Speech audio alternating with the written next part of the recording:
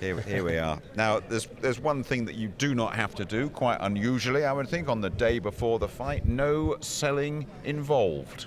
Absolutely sold out, and it's great to be in that position. So if you want to watch it now, there's only one place to go, and that's BoxNation.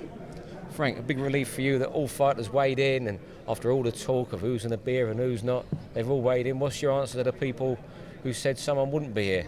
Well, that's what they wanted to happen, and for the good of boxing, which is what the business we're in, it did happen. And thankfully, that part of it's all done now, and we move on to tomorrow when they get it on together in the ring all done. So a fantastic night's boxing it's going to be, and we've delivered yet again. You were the man in the middle, Messrs. Chisora and Fury, and it got rather more animated than it did at the Imperial War Museum this time yesterday. Yeah, you'd think, wouldn't you, be more at the War Museum, but they're showing that film today here, aren't they, Fury? Absolutely, so a bit of Brad Pitt. Yep. Bit of Brad Pitt. I don't know who looked like Brad Pitt out of the two of them, but anyway.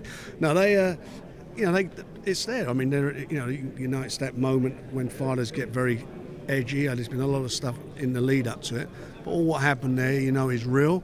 We're not selling tickets, it's real, and at the end of the day, these guys fancy the job. I mean, Dereck fancies this job. He says that he will win the fight. He's convinced he'll win it, as is Tyson. So I think you've got, the ingredients of a real barnstormer between the two of them.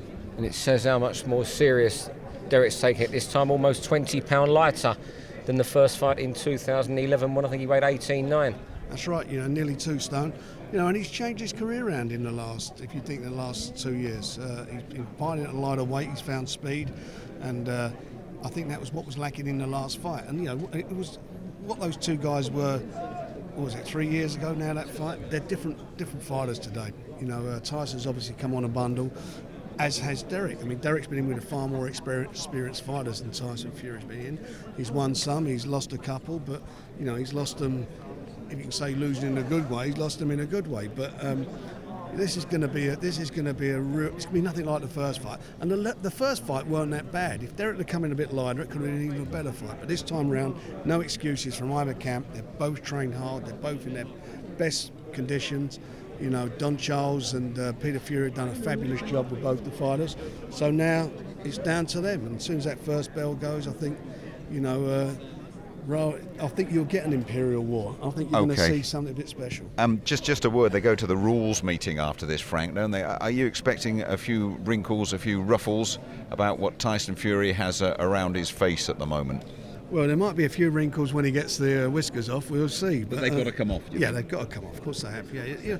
Look, it's not being awkward or anything. Fighters with beards just does not work for various reasons. You get a beard covered in Vaseline and so forth. It can, at a certain angle, the punch can just glide off it. So no, that'll come off. There'll be no beard. And of course, Eubank and Saunders. I mean, that's the fight that seems to have captured everybody. You walk into here today and people are saying, who do you think's going to win? Everyone seems generally split, don't they? Well, they've all got an opinion about it, and for various reasons. I mean, if you were to actually go by what the book says, Billy Joe Saunders is a big favourite. He's done it at every level. His last 3 or 4 opponents have all been undefeated. He produced the goods. Junior's fought a much lesser class of opposition, done the business what he's had to do. And he's looked good in some of the fights doing what he's had to do, but when you listen to what he's doing in the gym with fighters, inspiring like Carl Froch and various other guys, Carl Froch, George Groves and co. Apparently he does well. In some cases has got the better of them. However, this isn't sparring. This is the real deal. And one thing I know is that Billy Joe Saunders is not going to roll over. So the enigma will be solved tomorrow. That mystery will all be solved tomorrow. Is it a step too far? Has he been moved too fast? We'll find out tomorrow.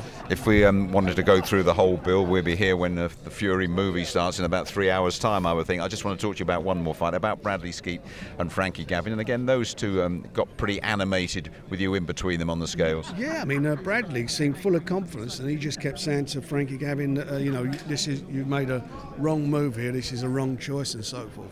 Well, that remains to be seen. All I do know is that, Frankie Gavin lost a final eliminator for a world title by 1 point, and for me a debatable decision, but, he lost it. He obviously thinks there's a chink in the armour, and that's why he's taken the fight.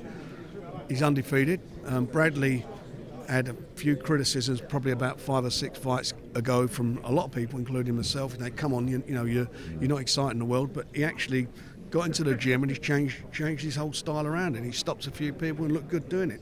But he's in with a different class opposition in Frankie Gavin. Frankie Gavin's got an impeccable amateur record, and he's got a great pro record. This fight, I think, now is about this fight's going to be about, of all the skills are there and so forth, but I think this fight's going to be one up there in the ring. They're two good operators in the ring, and it's going to be a bit of a chess match, and I think, again, it'll be a good fight.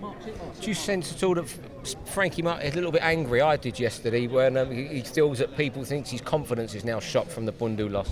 Well, I don't think he's confident. I think what he's angry about, I think in his way, he thinks he's angry that people think that Bradley Skeet's got a shot against him.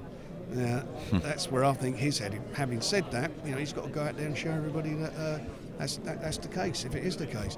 One thing's for sure, it's another fight where, one loss on his card, on Frank's record, and no losses on Bradley Skeet's. These guys are at the top of the game, and at the top of their game, and the best man in the game will win on the night. Frank, thank you very much for joining us. Congratulations on keeping the whole thing together, and we look forward to seeing you tomorrow night as well. I look forward to all our subscribers watching. Absolutely. And enjoying the evening.